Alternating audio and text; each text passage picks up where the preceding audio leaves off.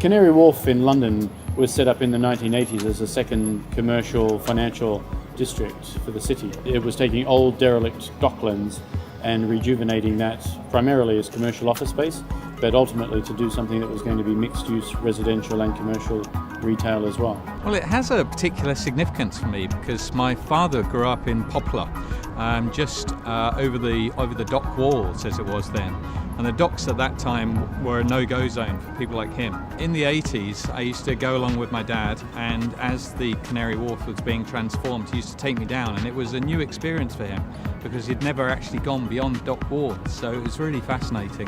Now recently it's been recognised, I think, by the developers that the public transportation into that area has been looking like it would be a cap to how much development can occur there.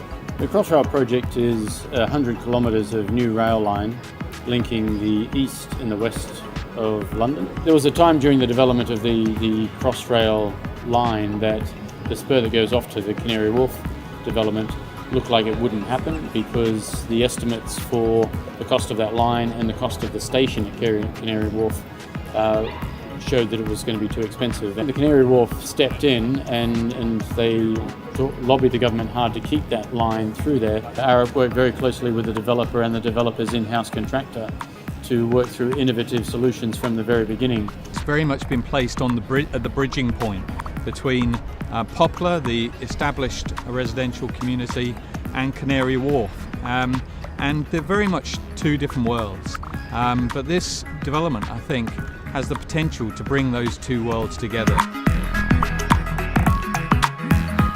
The Canary Wharf station development includes 4 stories of retail, food and beverage and entertainment above 2 levels of station and station concourse, which is referred to as Crossrail Place.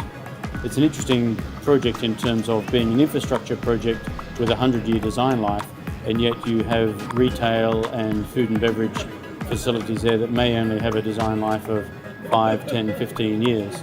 The primary structural frame of the building can remain, but then floors can be knocked out.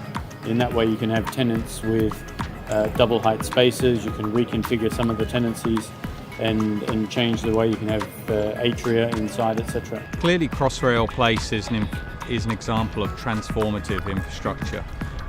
It's really thinking about the wider regenerative impact, the wider city shaping impact of that infrastructure, but adding in, a really creative and imaginative mix into the ingredients. So, the retail, the restaurants, the cafe, the Sky Garden. I mean, what a fantastic feature. When you can get private developers working closely with governments and transport networks, then you're able to create these spaces that really enhance a city.